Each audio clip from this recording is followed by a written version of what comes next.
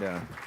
Thank you, everyone. I haven't met some of these panel members. Goli, nice to meet you. Irma, is that nice to meet you? Of course, I know these other gentlemen here, so thank you. Today's discussion is fostering an environment that would lead to innovation. I want to start off.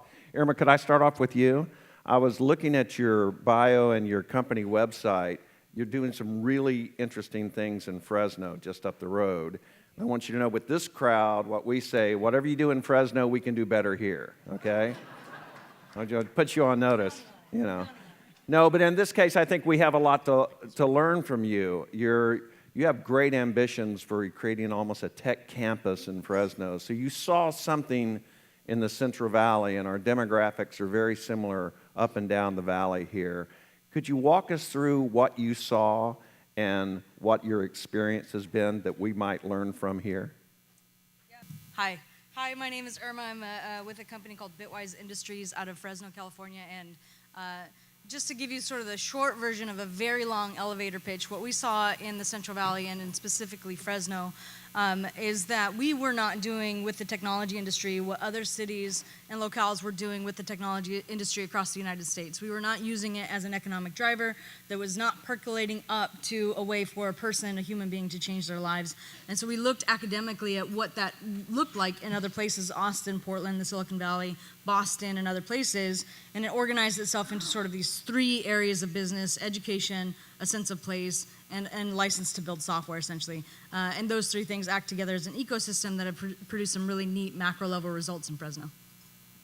Right. What has surprised you that you've seen in terms of talent in the valley, or maybe are you working with Fresno State up there on that? Yeah, we have relationships with all of the major universities and educational institutions in the county. Mm-hmm. I think one of the most surprising things, and not so much surprising to us, but surprising when we fly all over the United States and we tell our story, is that the talent that we're producing and the software companies that we're producing, they go toe-to-toe with anything that you'll find in any other places like the Silicon Valley, and that's actually a sense of pride, source of pride for us. In Fresno, is it's really neat to see, a kid that maybe has, maybe college wasn't for them, right? Go and really be able to sit side by side by somebody who's from Berkeley or MIT and perform the same work. Okay, very good. Goli, nice to meet you, Goli Ameri, the CEO of Start It Up. What do you see from living outside the valley that we need to do, and how well we're positioned to create a culture of innovation? Thank you for that question. I think this is on, right? So maybe just a quick opener. Start It Up is a mobile marketplace. We're an app that actually connects business owners with mentors, and we supplement that with a wide range of freemium business tools. And one of the main reasons why we decided to do this is that micro, small, and medium enterprises are really the lifeline of any economy, and they actually create 90% of the jobs.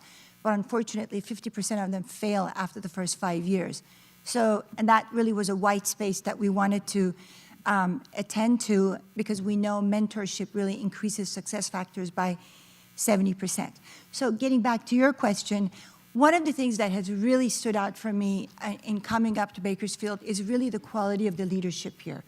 And I'm just not saying that to be nice. We've talked to about 27 cities in Southern California, and I can tell you that the leadership here is, they're engaged, they're passionate about economic development, and they're very open to new ideas and new technology ideas, which I can't say the same about so many of the other Southern California cities. For example, yesterday we launched our app, Start It Up, at Bakersfield College. And the purpose of that was really to help 50 of their vocational students to be able to launch their businesses, and we did that in partnership with the Small Business Development Center at the CSUB. And this happened because of the vision of leadership of President Christian and her faculty and staff, and Kelly Bearden at SPDC. Otherwise, it just would not have happened.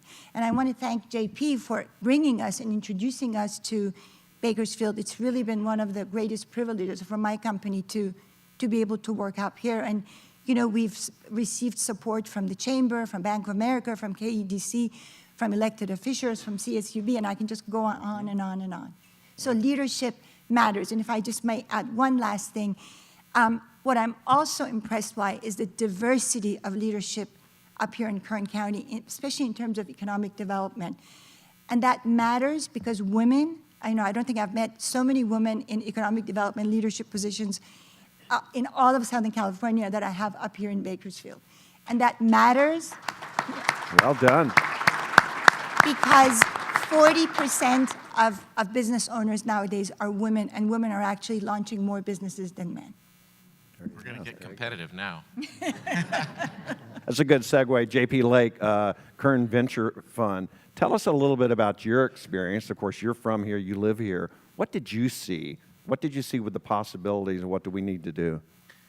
Well, I think I'm a product of really 3 generations of entrepreneurs, and I hadn't thought of it that way. My great-grandfather started Rain for Rent, which many of you know, and then my grandfather was the one who came up with the idea of renting aluminum pipe and sprinklers to farmers. That's where Rain for Rent, the name, came from. And then my dad has really several patents to his name and helped expand the company all across the United States and now into Europe.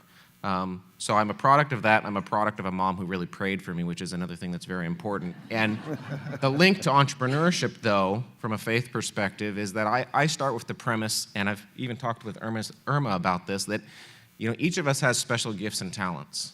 And that's really what entrepreneurship is all about. Entrepreneurship is about taking those gifts and talents that you have and applying them in the workplace so that you can provide for your family and have a quality of life. And Bakersfield has as much talent as any other place in the world, and I strongly believe that. And I think what we need to do now is shift our focus economically from trying to recruit industries and businesses here into focusing in 3 areas, which you've really heard today. If you're taking notes, you've really heard, I think, about 3 things today. It's education, which produces talent. It is entrepreneurship, which allows people to thrive and do what they love. And the third thing is really kind of this health and quality of life with affordable housing, the addiction problem, and homelessness. And so that's what drives my passion to work in this area. And it's just a pleasure to see all of the opportunities and introductions that I'm making by starting things like Kern Venture Group and promoting entrepreneurship. Very good. Thank you, JP. Neeraj, how are you? I'm good. How are you, Richard? Let's talk about CBCC and its role and what opportunities you see for the medical community and in particular CBCC. Sure. I thank you for having me to listen to me. And for the last few years, I've been working with Dr. Patel, CBCC, and to align our interests more with industry. And I just want to give a short story about the importance. And with my brothers and sisters in ministry, that Adventist and Kaiser shared, I thought this was another very emotional story, too, to hit that is there was a book called Philadelphia Chromosome. And if you haven't read it and if you're interested in cancer research and the complexity of it, read it. And especially it's tied up to startups and industry because Dana-Farber Cancer Institute, very famous cancer institute, named after Sidney Farber, as a cancer researcher, and he was chasing childhood CML, and he would not see to make a long story short, he would not see your child unless you consented your data. And he said, nope, I won't. I mean, he wanted to reach for it. Because he did that, he was able to shepherd that data. I mean, security, he didn't use it for wrong means. But they came up with a rational drug model where industry, academia, and those entrepreneurs can really go over hurdles of healthcare we can't see. They brought a drug to market to a small population that it's never profitable before. The government worked with it, the payers worked with it. It was a complete ecosystem. That ecosystem I see in Boston, it's the #1 healthcare biotech in the world. I mean, if it was 30, I think it was $27 billion was spent there. The next biggest is San Francisco. It was about 15. Way down in the bottom is like San Diego at #3, and this is global numbers. It was like at 400 million. So you're looking from B's to M's in money-wise. Why is that? And I think I want to give CSUB a plug here, because if you don't have an academic clustering effect, you can't have a healthcare ecosystem. But we are ripe, and any startup will tell you timing is everything. And I see the CSUB's new path, and Boston, San Francisco, why it's like that is they have an academic clustering effect with industry, with all those effects. But to make a long story short, that's what's motivated me, and Dr. Patel sees it. CBCC's been involved with bringing these big drugs to market using our data. So if we're doing it today, we're not doing it in coordination with anything locally, but I stepped back with JP and looked at it, and I said, well, all of these entrepreneurs are coming here on a weekly basis sometimes, and these are well-funded, Y Combinator, people like Bill and Melinda Gates are funding these companies with longitudinal views, and so why not integrate them more into more of the health projects we're doing here? Excellent, very good. Irma, I want to go back to you. Could you tell us a little bit about GeekWise Academy, the Bitwise did in Fresno? How many people have gone through it? What was the idea behind it? Yeah, certainly. This is on now. Certainly. So GeekWise Academy is one of the 3 things that we identified needed to happen in a place like Fresno if, in fact, we were going to use the technology industry as an economic driver for the city. And so one of the questions that we wanted to answer was, how do you enter into the technology industry? What does that really look like in a place like Fresno, especially in a place where post-secondary education isn't as prevalent as it is in some other cities? GeekWise Academy is our answer to that. It is answering the question of how does the most extreme case of poverty in our county gain access to the technology industry. That, like I said, became GeekWise Academy. We very simply teach people to code, and our banner, our sort of tagline is, it's fast, no fluff, we teach you skills that you can make money with in the technology industry. And so in doing that in the last 5 years, we've seen about 3,500 students come through our doors. Of those 3,500 students, 800 have gotten technology employment in the technology industry. The demographics of that new workforce match the demographics of our county, which is really an important accountability metric for us, meaning that of those 800 new technology jobs in our city, 50% of them go to females, 50% of them are going to minorities, and 20% of those are going to first-generation Americans. Those are really important accountability statistics, meaning that that new technology industry that is rising, being the 16th fastest growing technology hub in the United States right now, is representative of the population of our county. That's interesting. Okay. Gully, can I go back to you? You gave us a nice compliment to Kern County and the leadership and the diversity of leadership. I want to start with you, but I want to ask all the panel members, what are some of the components that we don't have, that we're missing, that we need to be enhanced in order for us to compete in a global economy? I don't think I'd use the word missing, but I think enhance is probably a good word, and I don't think this is really limited to Kern County. I mean, I go really back to the importance of micro, small, and medium-sized enterprises that actually create the majority of the jobs, not just here in Kern County, but also in the United States. That's up about 90%. So really nurturing these businesses is critical. And one of the things that we've seen in talking to these cities in Southern California is that everybody's always trying to bring in the larger corporations. And just to give you some numbers, there's 29 million businesses in the US, 18,500 of them are these large companies. So there's only so many large companies to go around, and there's a tremendous amount of competition within economic development departments to get these companies into the cities. The other thing people are super excited about, and I get it because we're a tech company ourselves, is to get tech companies in there because everybody's looking for that next unicorn to say, well, let's say the city of Glendale, for example, now has blah, blah tech company in there.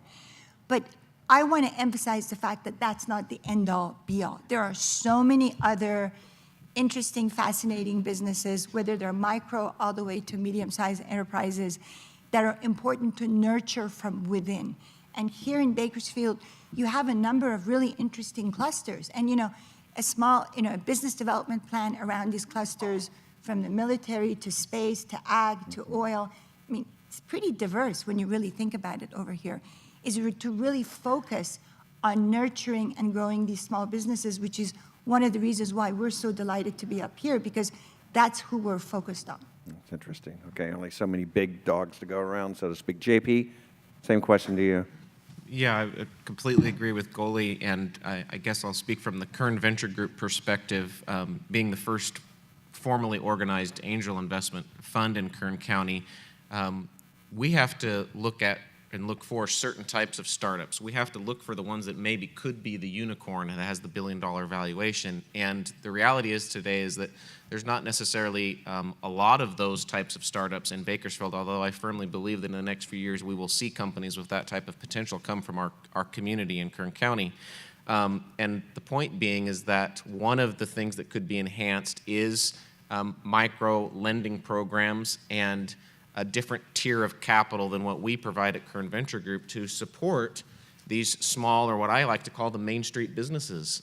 There are a lot of people coming out of the Bakersfield College or CSUB, or maybe who even just have a high school diploma.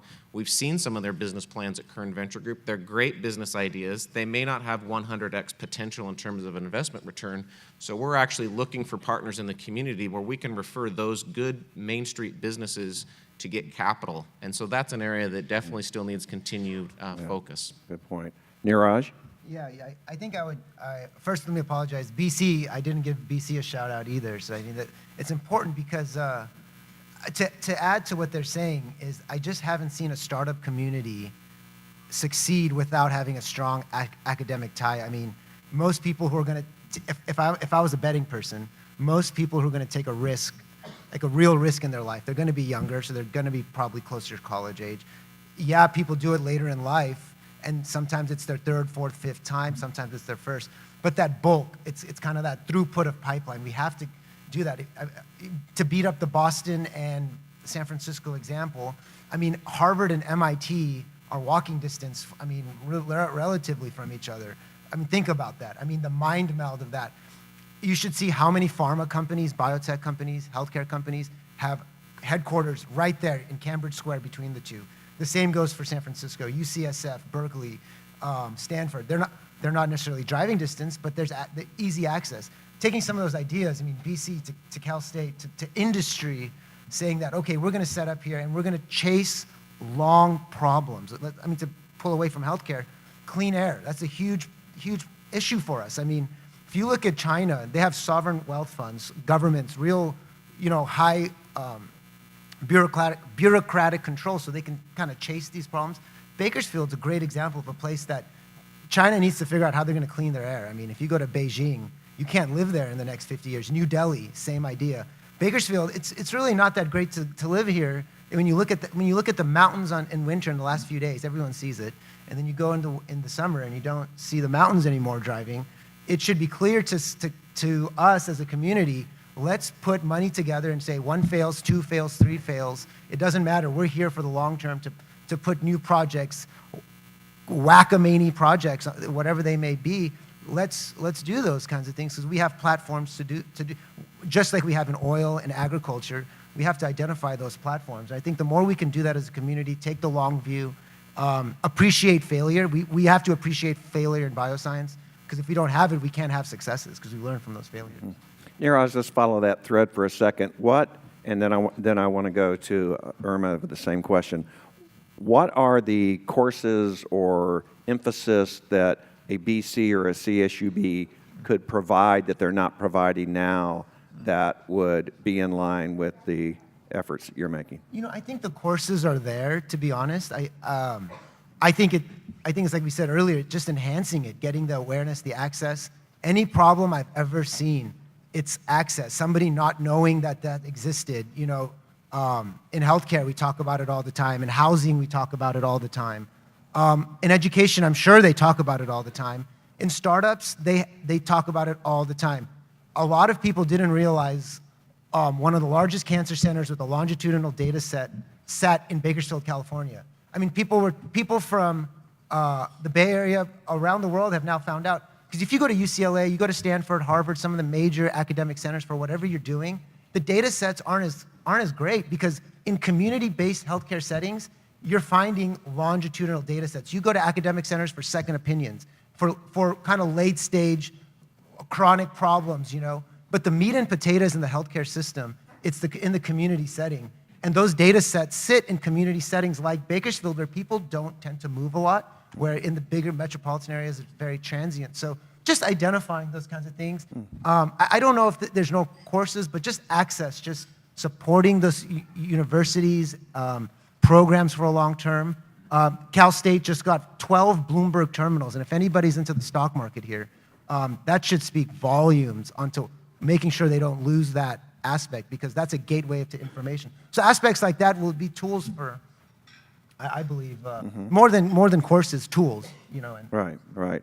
Irma, what role is Fresno State or some of the other universities up in that area playing?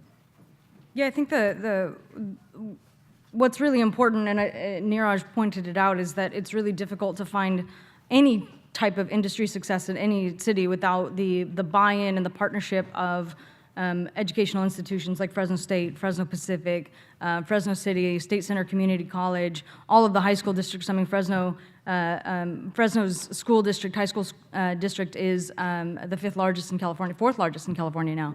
So without that buy-in, you're missing out on these massive pools of people or pots of people, all of whom want access to roughly the same thing.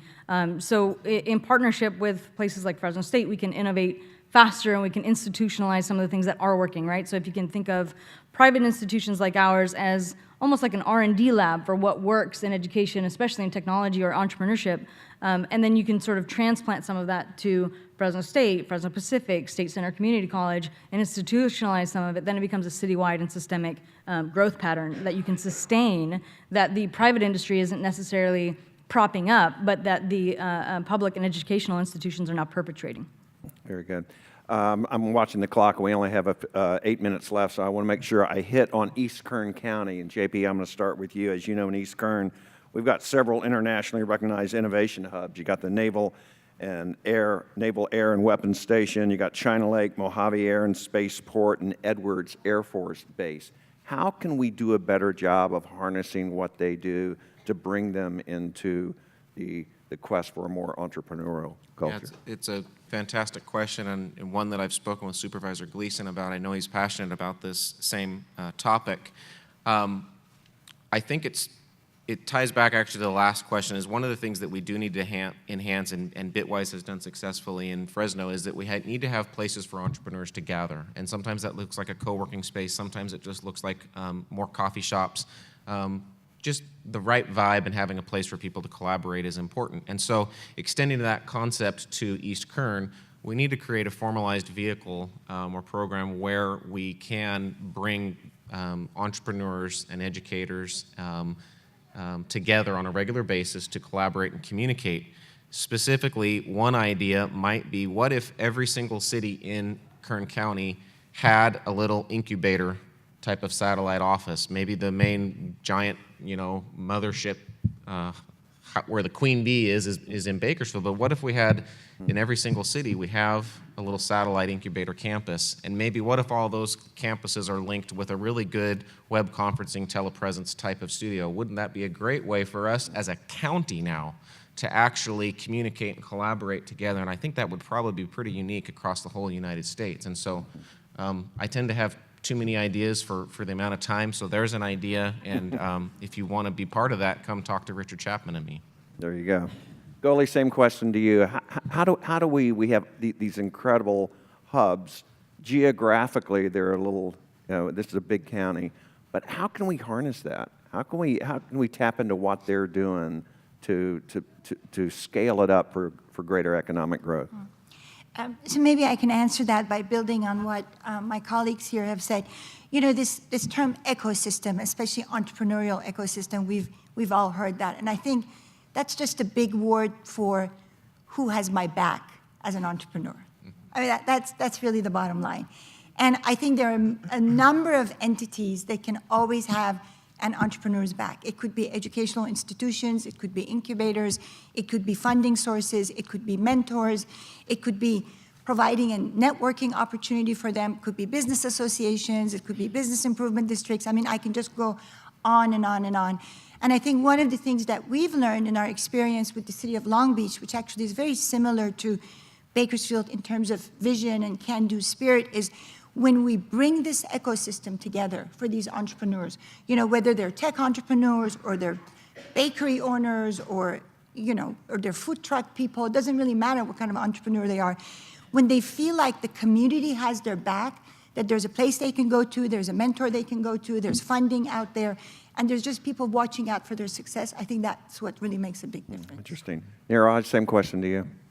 You know, I don't know how I can logistically help because, you know, East Kern's a little bit out of my realm, but I know what's important for sustaining it, and I wanted to just maybe say this, is, you know, everyone talks about adapting to change. I think these areas, you know, small areas, they're very susceptible to economic changes or technological changes. I mean, you know, if the defense contracts don't come, and so if you don't have a diversified ecosystem, it becomes very difficult. And I'll just expand on that point. Importantly, you know, if we look at evolution, or Charles Darwin said, you know, why do some species survive and others don't? And it wasn't the smartest or the everyone knows it, right? Smartest or the strongest was the ones who can adapt to change.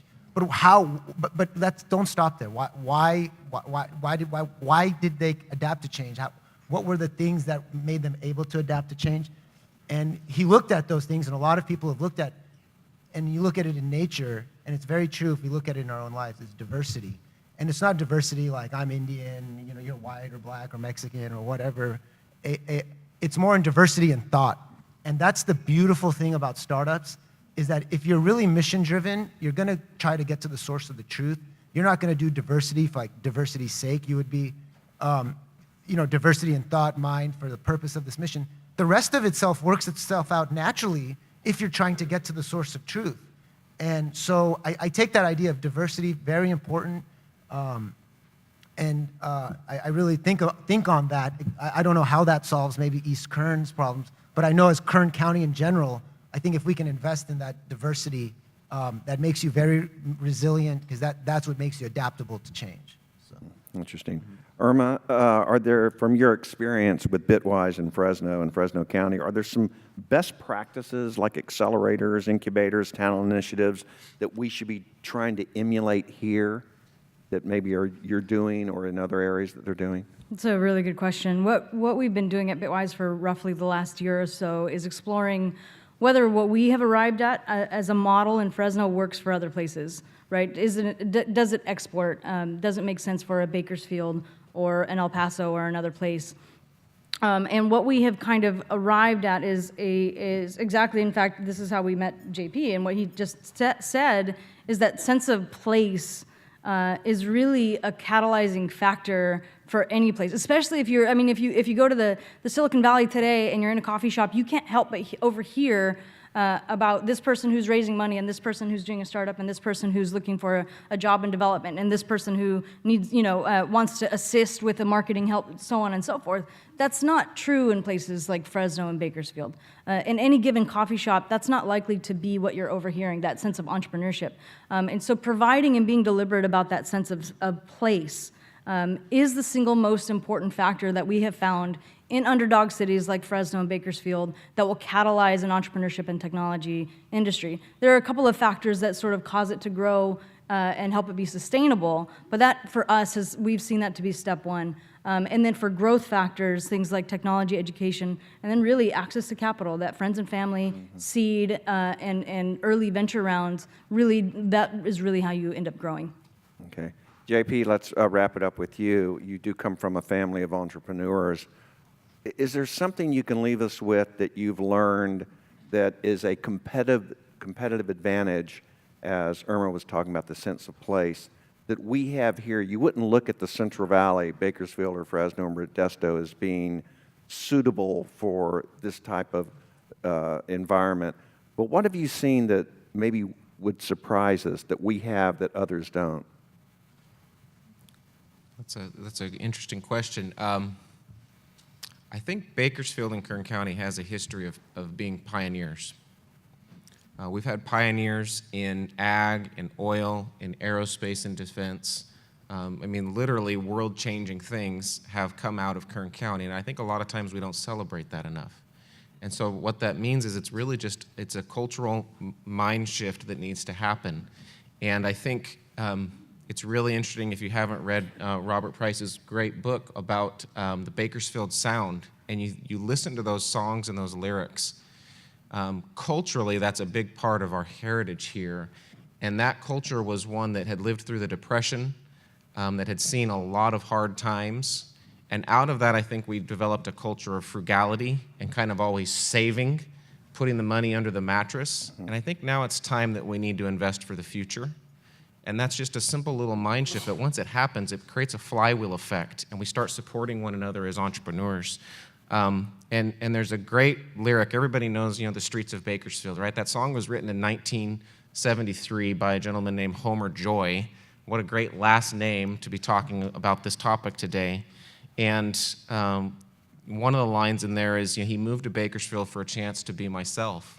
And I think that's what entrepreneurship is all about for Kern County. If you come to Kern County, it's a chance to be yourself. Whatever gifts God has given you, this is the place where you can carry them out. Excellent. Great way to end it. Thank you for the panel. I appreciate it. Thank you all.